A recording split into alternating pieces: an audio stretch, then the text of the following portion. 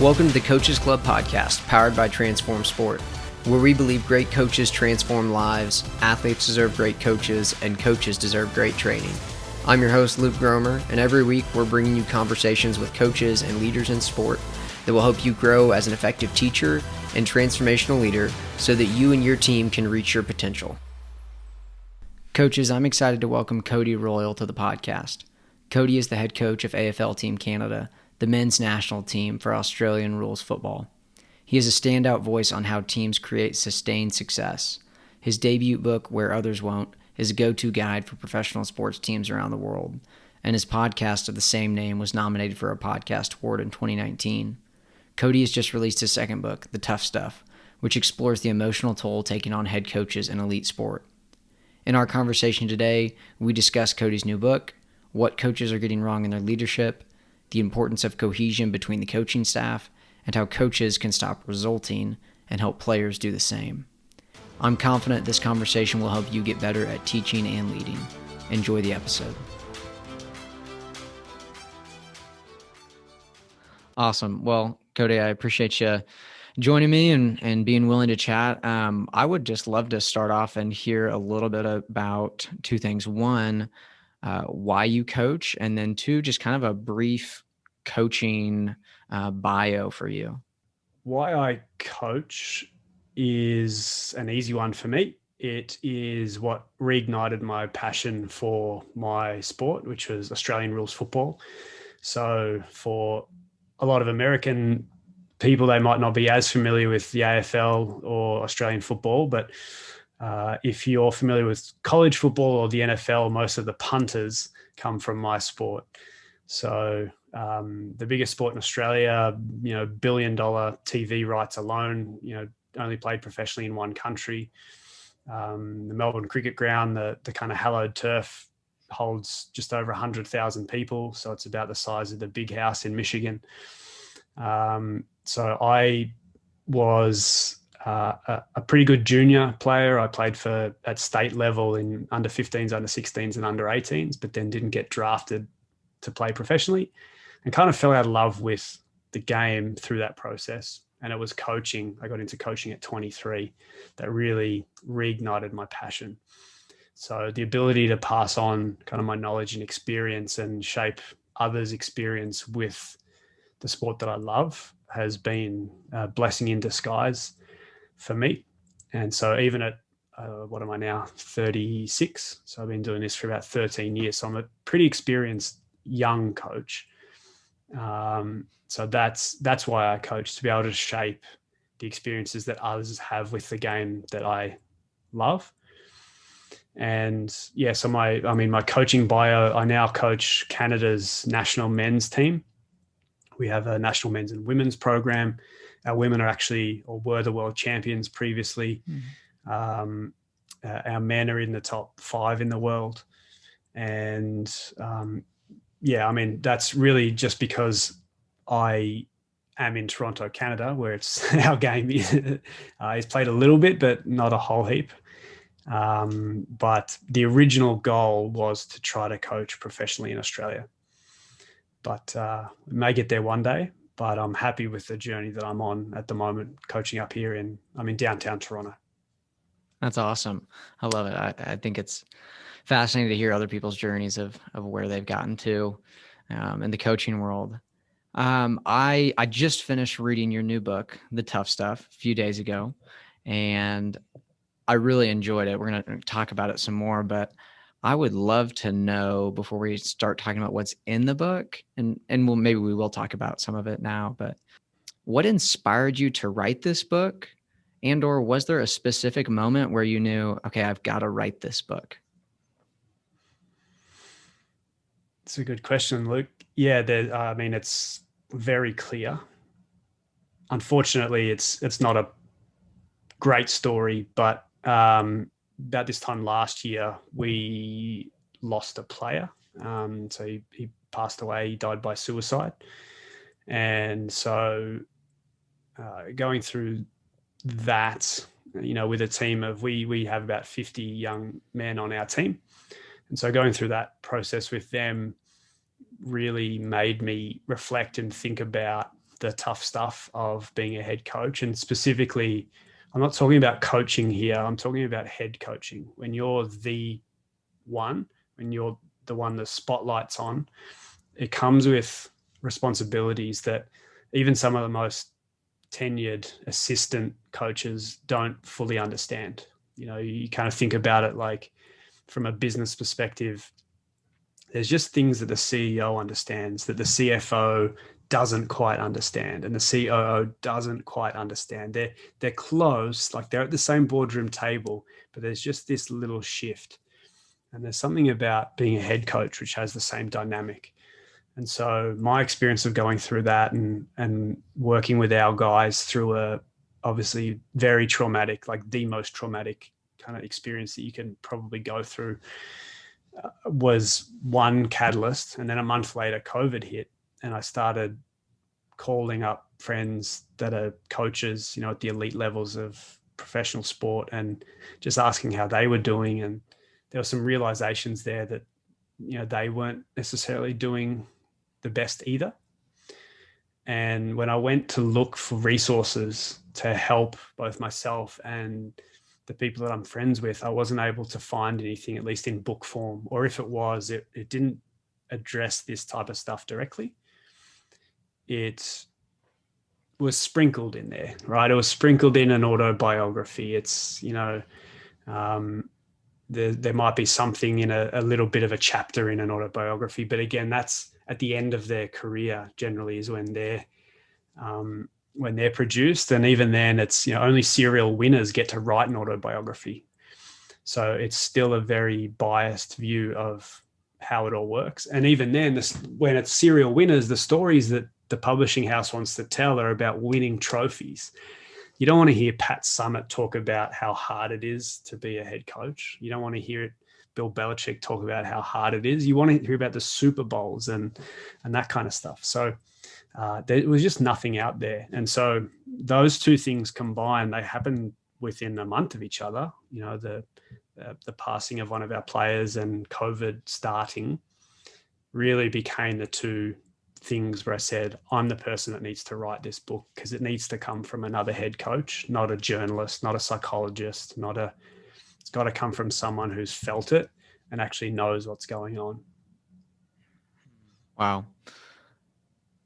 Yeah, that's a lot. Even just listening to you recount that story is really powerful, and props to you for taking everything that you must have been dealing with and feeling in that season and using it to create something that's serving other people. So I admire that a lot. One of my favorite things that you talk about is what you call the weight. And you do this kind of throughout the book. You name things into existence. I'm a big fan of that. Like you created your own, vernacular almost in this book to talk about certain things. Would you just define what that is and kind of talk about where it comes from for most coaches? Yeah, the weight is the cumulative stress and anxiety that comes from caring. And I want to be, really kind of clear here. We think about the stresses and pressures that are on particularly head coaches in the wrong way. When we talk about it in the media, they generally say like it's the weight of expectation.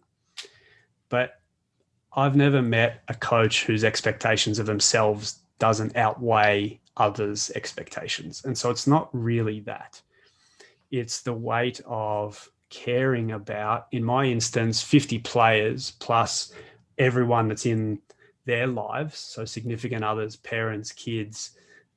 So there's, a couple of hundred people straight away. And so I have to really care about those people. Then my staff, all my assistant coaches, all the people that are in our realm. All of a sudden, you've really got, a couple of hundred people that you really need to give a damn about. And that creates that expectation and that weight. And what's really interesting about it is the second you say the weight to people is they know exactly what you're talking about in this world. And they can actually describe the physical nature of it.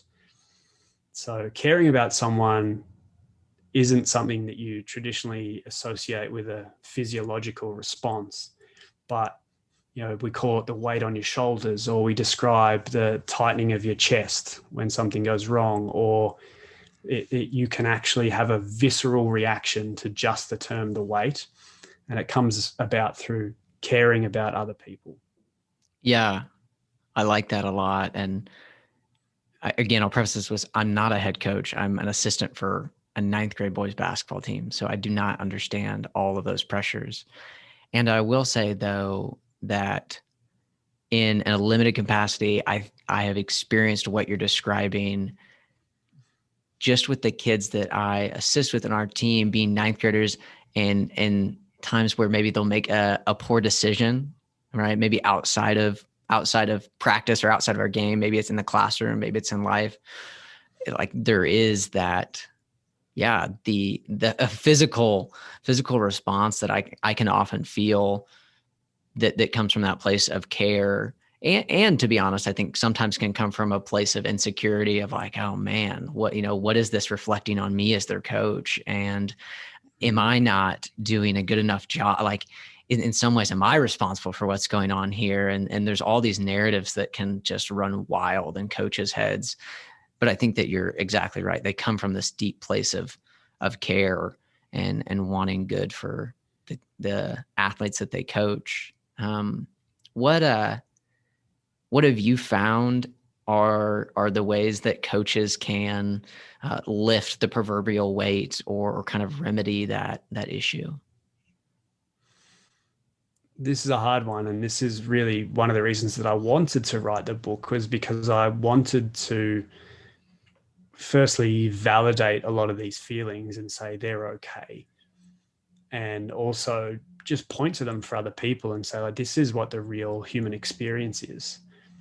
And the second half of the book is really about how to try to lift the weight, and there's a whole range of different ways. There's the introspection and really kind of digging into yourself, and then there's also structural things, infrastructure that we can put around coaches to help them.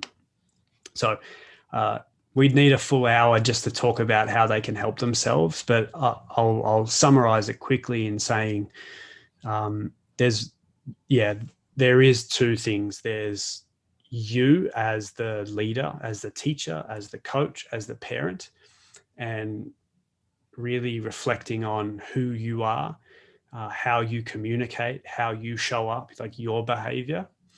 And then there's kind of auditing everything that's going on around you. And that's what I mean by infrastructure. So what support avenues do you have when you do have a problem? Like what are the behaviors that you're doing just because as an assistant coach for a 9th grade basketball team, the game comes with certain situations that are expected of you, right? This is how an assistant coach acts in basketball. And this is what they do. And this is it's almost dictated to, like, this is how coach blows the whistle, right? And when you dig down, a lot of those things don't actually matter, and they don't make the experience better either for the coach or the players. And so we can really start to audit all of those behaviors and structures and infrastructure around us as well. So they're the two things that I've focused on for most of the book. And that's because I think they're the two avenues that we can take to lift the weight. Yeah, that's really good. Kind of to follow up on part of that, one of the things that I think a lot of coaches experience is the difficulty of working with other coaches on their same staff. That often it's not a very harmonious environment, or one that is really supporting each other as coaches. So I would just love to know, from your experience, from your perspective, like how can coaching staffs better support one another and collaborate together? Yeah, this is something that has become really close to my heart, and I think is a huge missed opportunity, is all of the time and energy and thought and money that's invested in culture and cohesion and connection amongst the playing group. One, that it's justified. That's a bit of a shortcut to sustain success. And so I understand why a lot of environments are investing in that. But the missed opportunity is that same idea amongst the coaching staff, because a couple of reasons. I don't think you win in any level of sport with a dysfunctional staff. And two is, I think we underestimate how much the staff or the coach creates themselves in the team. And those two things are linked. So if you've got a dysfunctional staff, a staff that don't get along, that don't agree, that, the junior assistant coach thinks they should be the head coach, and they think their tactical ideas are better than the head coach, and all the ways that there can be that lack of harmony amongst the coaching group. One, it obviously hurts the effectiveness of the coaching group. But two, we know from countless studies of behavior that people become who they're around, and they become who they observe the most. And for basketball teams, for Aussie rules teams, who they're observing the most are the coaches, and they pick up on the smallest things. And you know this better than most as a teacher, and we hear countless stories of parents, is the things, even the things that you don't think that they pick up on, people pick up on.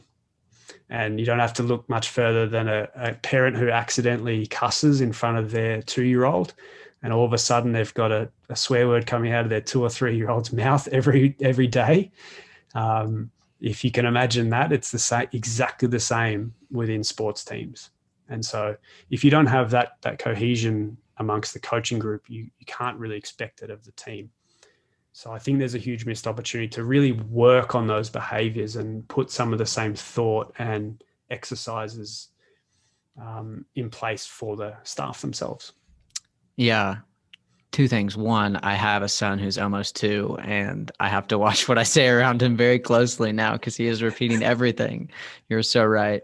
My wife and I discovered that I say, "Oh my goodness," a lot around him. And so he started to repeat that in the last week, and it's hilarious and really cute. So, and then, the other thing I would just throw in just as a thought to add on to that is, I think that, like you said, we understand how important it is to create this culture with our players, but we neglect to do it within the staff. And I'm a big fan of Daniel Coyle's work and the culture code, and I think it's so phenomenal. And one of the essential layers of a great culture is that you share vulnerability together.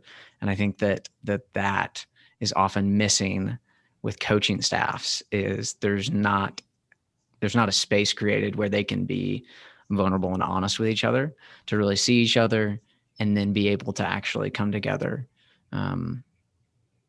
So I totally agree with you on that. Kind of shifting a little bit, talking about leadership and how that plays out for coaches. I would just love to know what comes to your mind when you think about the things that coaches most often get wrong when it comes to leadership.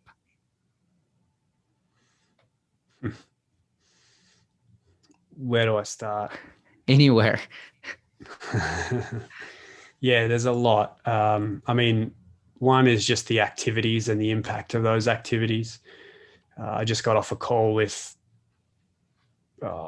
25 or 30 coaches, coach educators, Olympic committees, pro teams. And this is where we ended up talking is, again, the game imposes certain things on you. So, a coach in basketball acts like this, or in the NFL, it's, you have to be at the facility until 3 a.m. watching tape or we can't win, right? There's this idea, and it's really imposed on you, and it's hard to break from the game because that's what's deemed as driving the success of the team. And unfortunately, it takes someone winning with a different model or a different behavior set to set off that innovation chain. So one of the things that I was thinking of is, thank God Steve Kerr won, because we wouldn't have his empathetic way of, Pete Carroll. If those two, if they had have lost even the finals, right, or the Super Bowls, we wouldn't have those bastions to hold up and say, look, this is possible using this model. So yeah, I think one is just that behavior set, and really thinking through whether the behaviors you're exhibiting are actually driving the success or whether it's potentially something else. I posit that watching film at 3 a.m., one, is a complete waste of time, is terrible behavior to exhibit in front of players who you've given a curfew to. So why do you get to stay up watching film, but I can't play video games? And then 3 is you're like that kind of behavior, you're actually driving a culture of fatigue. Because if the head coach won't go home, the assistants won't go home, means the receptionist can't go home. All these, it goes down the chain, right? And so that's one, is your own behavior. And then the other one that I'd say, and again, I could go on for hours about this, but communication. And we think communication in a coaching sense is a big rousing speech, and it's really not. I think Doc Rivers was the one that pointed out that that's for the movies, and isn't it great in the movies? When on Any Given Sunday and Al Pacino's up there talking, and the Inches speech kind of became famous, and there's a million of them. There's Miracle on Ice, and there's Coach Carter, and you can walk down the street and stop someone, and most people know a big coaching speech from a movie, but it's not actually how it works. And worse than that is it's not actually communication. It's not effective communication.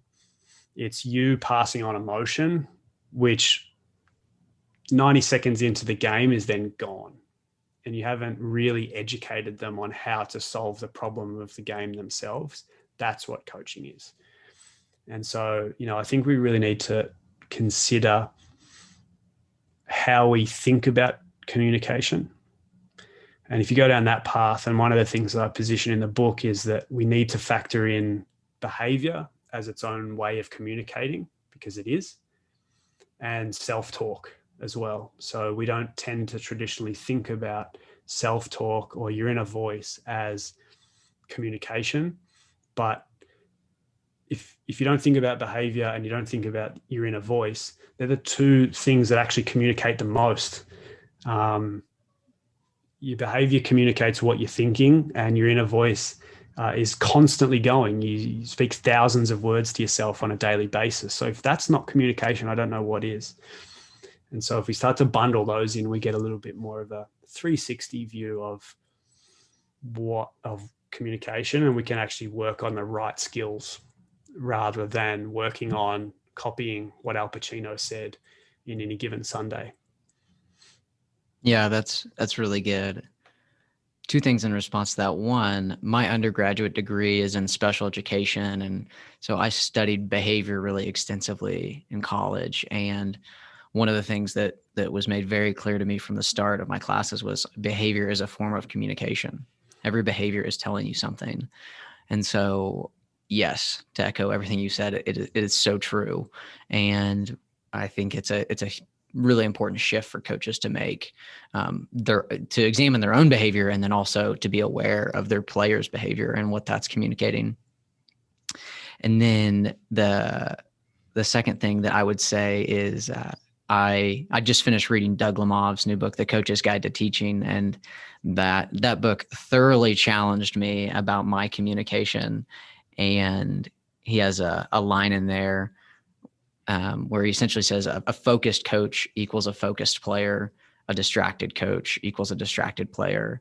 And I think that oftentimes in coaching, there is so much noise that coaches put out there. And by noise, I mean so much communication that is not clear to players. Coaches know what they're saying. They know what they're trying to say, but players have no idea what coaches are trying to communicate. There's just this huge gap in communication. And so I've been very personally challenged in my own coaching to try to use less words in my communication, but more focused words, and to only use words that I know that myself and my players are clear on together.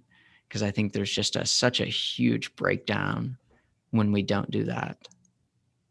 Yeah, well, you come from the perfect sport for it, right? To analyze, because you've got timeouts. So you think about a timeout. What happens in a timeout? The coach speaks the whole time, right? Literally, you can watch it even at the top levels where the buzzer goes to go back out, and the coach is still talking and drawing up, and that's just packing.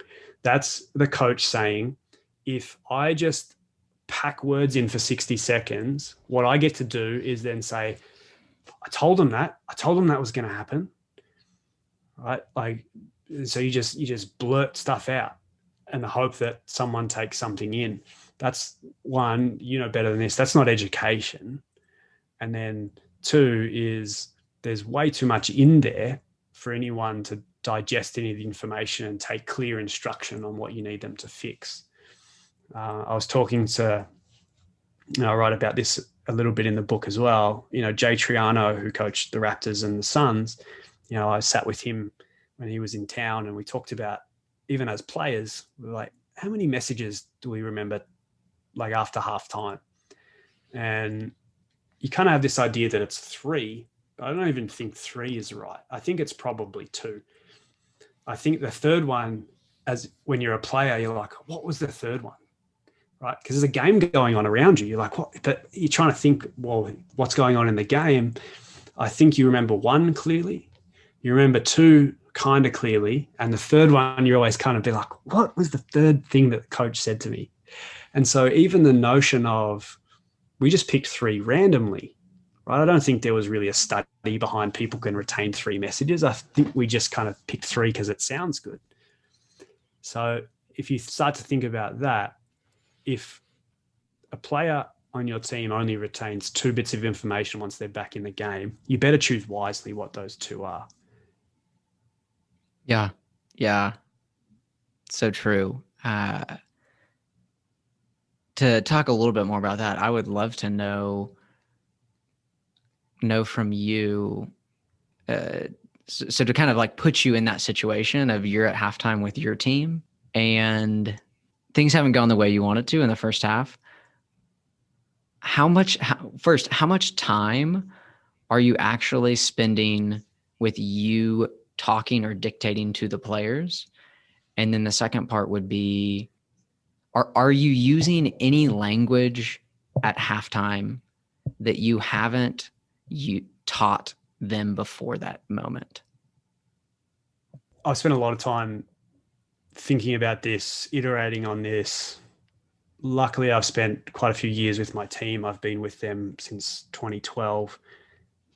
And so we get to operate a little bit differently in this model. So my players firmly understand how I coach and what we're trying to achieve, I hope. And quarter time, half time, 3/4 time are really important in that model.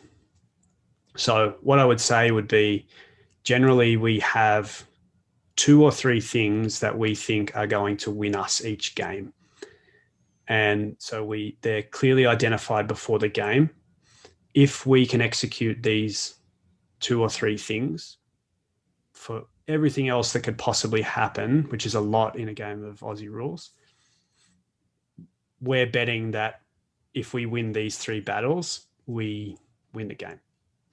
So that's important in the whole context of how you address quarter time, half time, 3/4 time. But what we do is we spend way more time the players communicating amongst themselves. So a debrief is the first action. So they break into their small groups. They have defenders, midfielders, attackers. They talk amongst themselves about what happened for a couple of minutes. And then it becomes into a larger group. And then essentially we spend a couple of minutes them debriefing me on what happened. And so that differs from the way it is a lot of the time where the coach is the one diagnosing everything that's going on. But that's the wrong way to do it, because the players are the ones playing the game.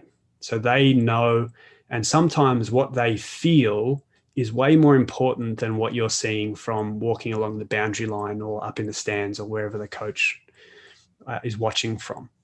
And the reason that's important is because you can actually create negativity that doesn't need to be there. So an example might be, I might think that the team are fast, the opposition are fast. And so that might be my diagnosis. Geez, they're faster than us. What that does for a player is it makes them think that the opposition are fast, but that might not be the actual experience, the lived experience out on the field. They might think that we're getting beaten tactically or something else. So that's the reason I want their feedback first. Where are we going on the three things that we think we're going to win on? You tell me what your human experience out on the field is, and then I'm going to educate you on what we're seeing from the boundary line. So it becomes a collaborative quarter time, half time, 3/4 time for us to solve the problem together, rather than just a pure diagnosis and word vomit and accidental kind of negative psychology that a coach is kind of traditionally expected to give at any sort of interval within the game. And I think that's a key thing, because it goes missing a lot, is the coach never asks what the human experience on the pitch or the court or the field is. And that's the most important thing, not what the coach is seeing, what the players are seeing and feeling. And so that's our process. Again, it takes time. Players aren't usually geared towards thinking about the game in real time like a coach, and then having to tell others about it. So we train for that. Yeah, I like that a lot. I think it's really powerful just to let them have a voice in the process. Kind of shifting a little bit, one of my favorite quotes from your book was in chapter 4. You said, rather than asking whether every player is coachable, perhaps we should ask whether we have the strength of identity to be able to coach different types of players. That really resonated with me for really one main reason. I think that it's really easy for coaches to slap labels on players. This kid's really coachable. This kid's just uncoachable. Will you tell me your thoughts on that and how you think that plays out in a team dynamic and with player development? Yeah, I'm so passionate about this one. It's such a rubbish term to say a player is uncoachable. That then places all the blame on the player.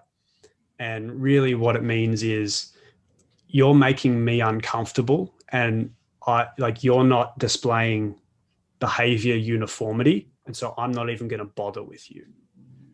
And I think that is not coaching to me. That's not what we're there to do.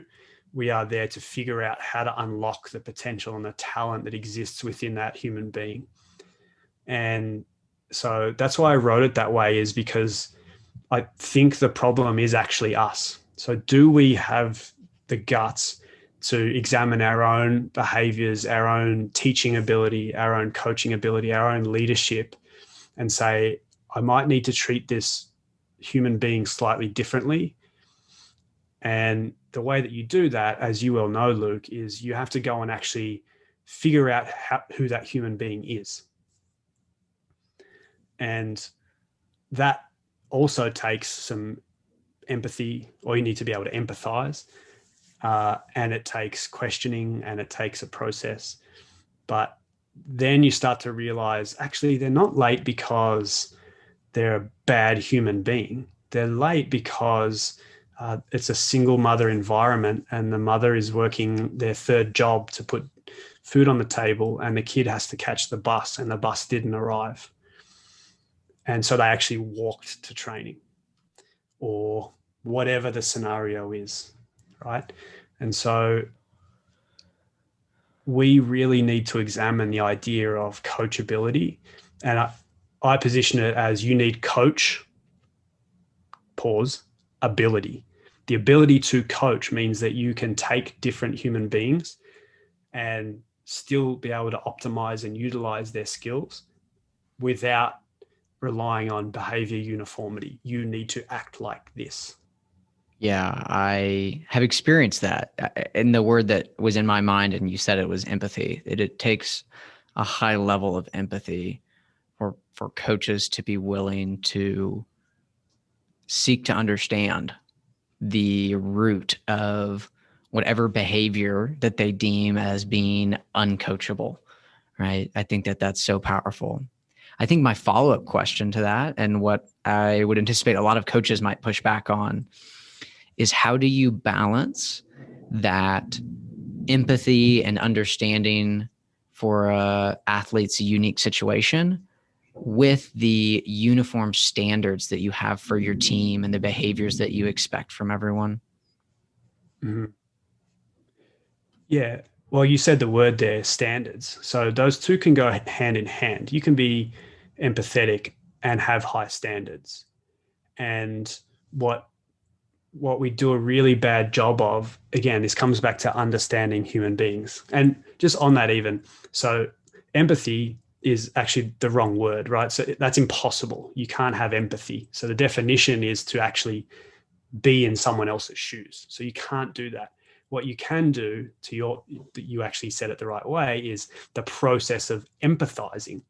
So you can seek to understand someone's scenario. You can never actually stand in their shoes. And it's in that seeking where the real discoveries are. And so I think even that word is starting to intimidate people, because it feels like a huge leap to have to arrive in someone else's shoes. But it's the process that we're looking for. And so in the process of empathizing, is you start to understand that people don't have the same norms. And this is becoming more and more the case as we become a globalized world, where even their understanding of power dynamics, so their understanding of coaching, might be completely different because of how they're socialized into the world. So not everyone has the same dynamics with taking instruction. Not everyone has the same dynamics with authority figures. They might actually hate authority figures because of a previous relationship with authority figures that didn't go well. So in that process of empathizing with them and their journey and learning about them, you start to uncover these things.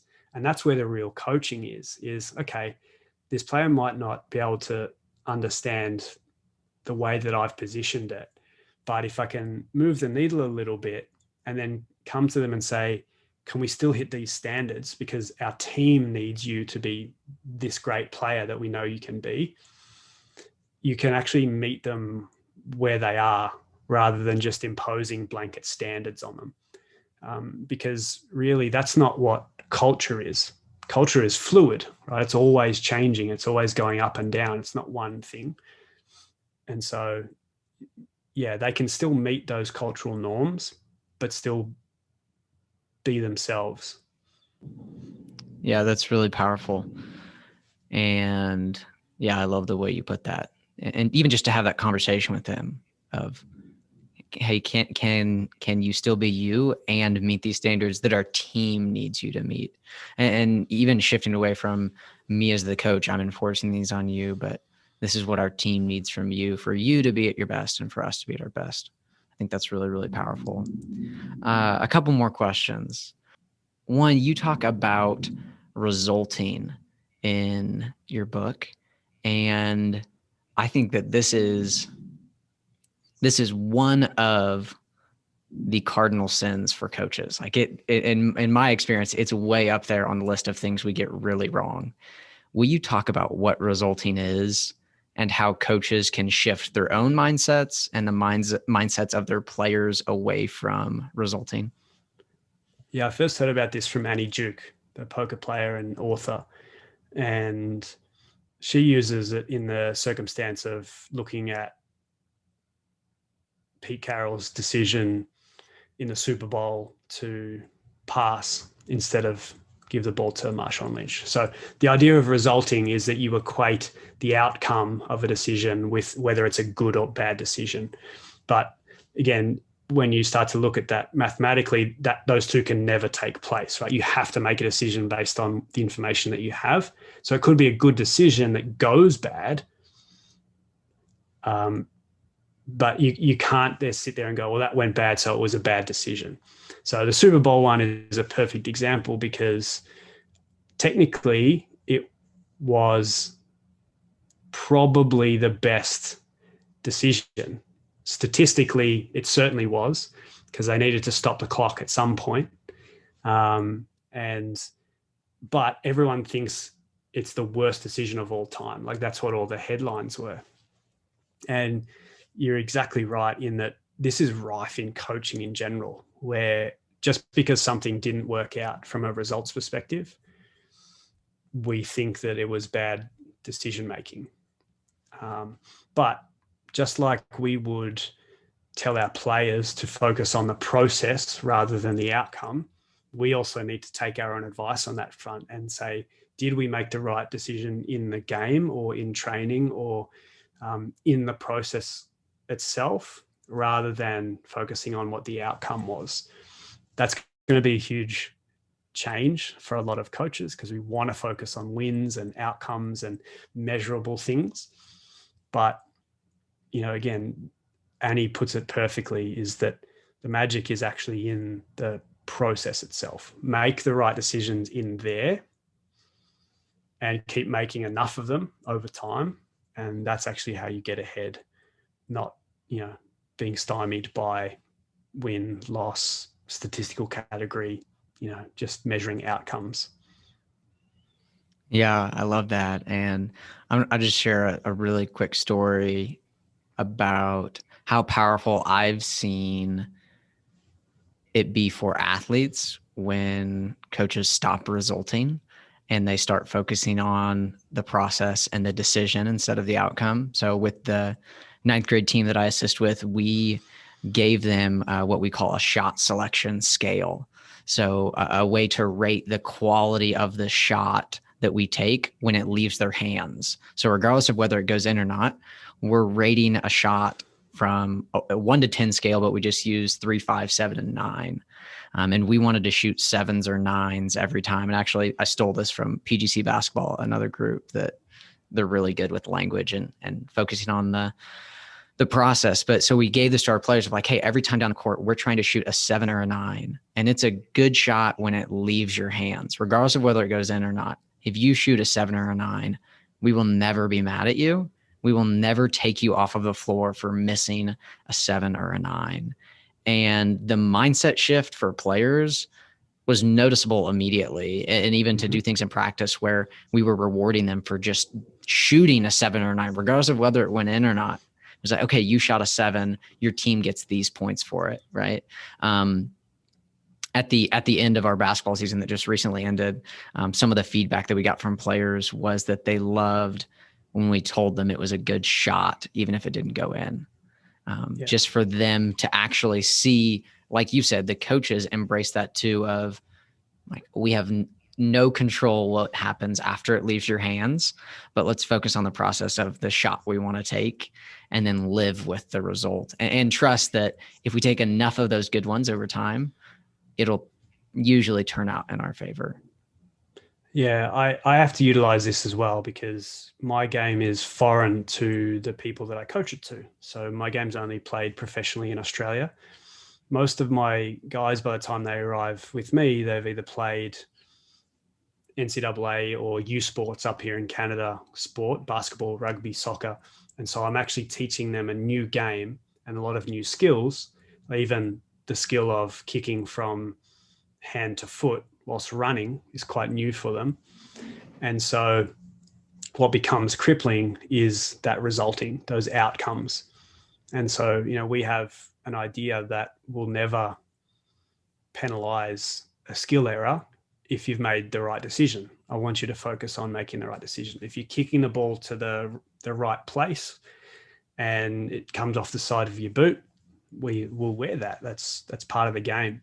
But let's try to make the right decision. And once you remove that barrier for them, you can see the fear just drip away. And that brings up another thought, is that it just shows you how much fear is baked into even the most basic of sports, like a basketball, where, we actually teach kids to kind of fear the game inherently, because we focus on missing. Yeah, I was actually reading, I think it was in one of Brian McCormick's books. He's some great stuff in the basketball space, but he was talking about that same thing, is that what happens when we focus so much on the result is that players become afraid to make mistakes because they're judged on the outcome. And then because of that, they only do things that they're comfortable with doing, that they feel like they can kind of control the outcome reliably on. And so it just totally stunts their development because they're not willing to try new things and risk failing, because even if they make the right decision, if the outcome's bad, they get jumped on for it.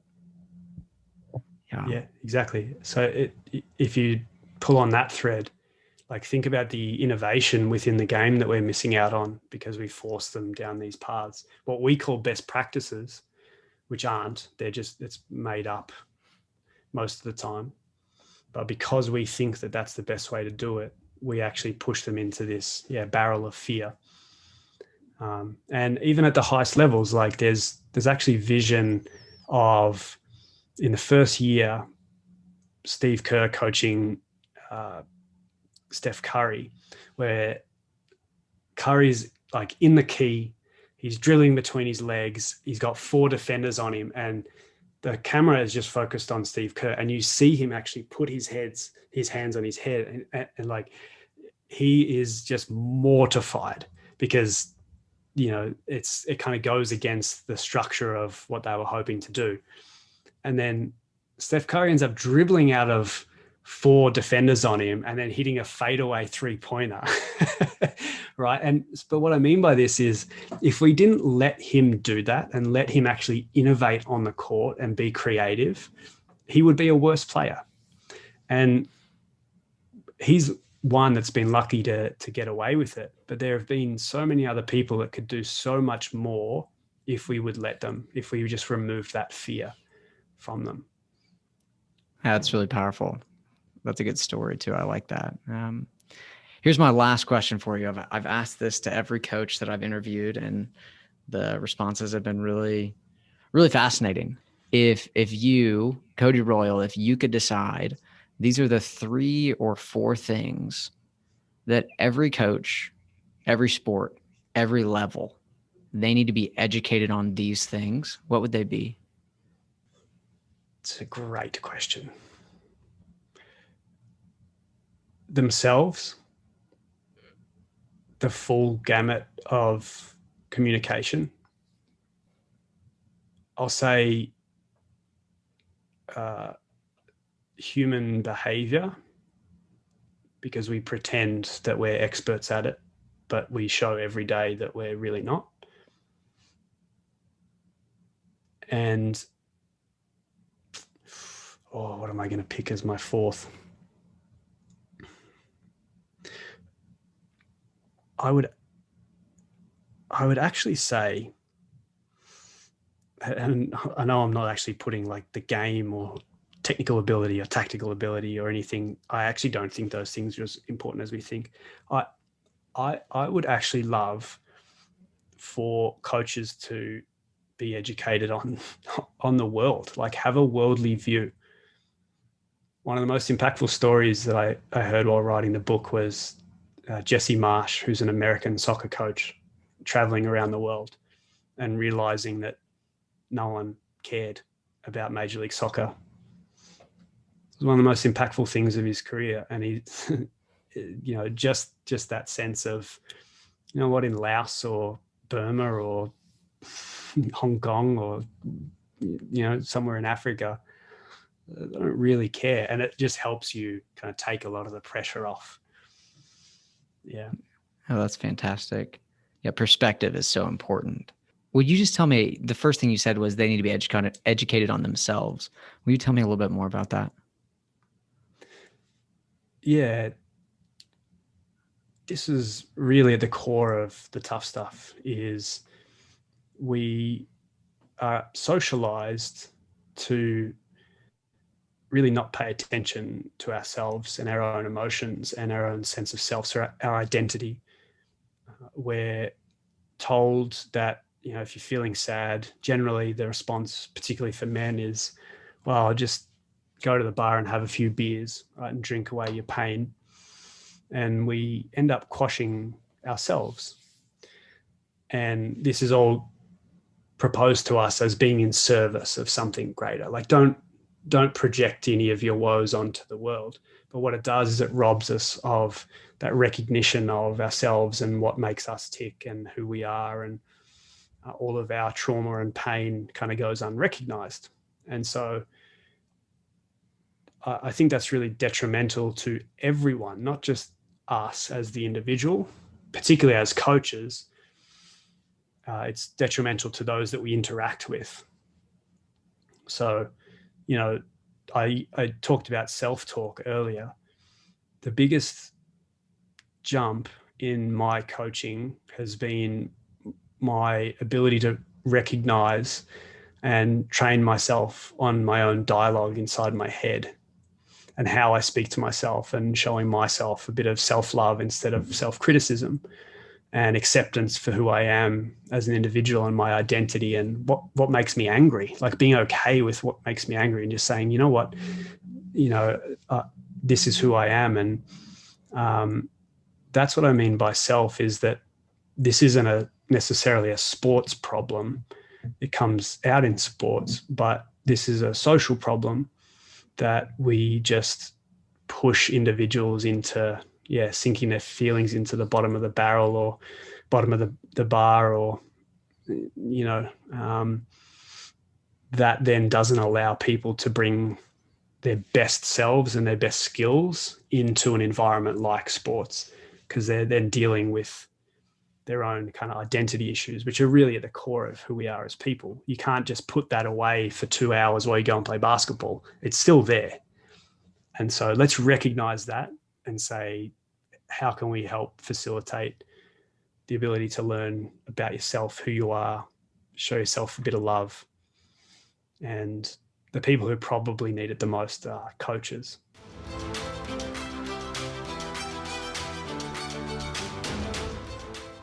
Thanks again to Cody for coming on the podcast. And coaches, if you'd like to connect with Cody, you can follow him on Twitter at Cody Royle, or check out his website, codyroyle.com, to find his books, podcasts, and other resources.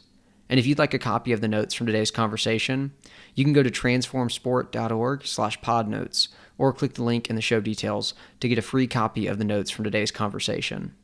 And if you enjoyed the episode, please take a minute to rate, review, and subscribe to the Coaches Club podcast wherever you listen. And give us a shout out on Twitter at CoachesClub_. That's COACHES Club_. Thanks for listening to the Coaches Club podcast, powered by Transform Sport, where we believe great coaches transform lives, athletes deserve great coaches, and coaches deserve great training.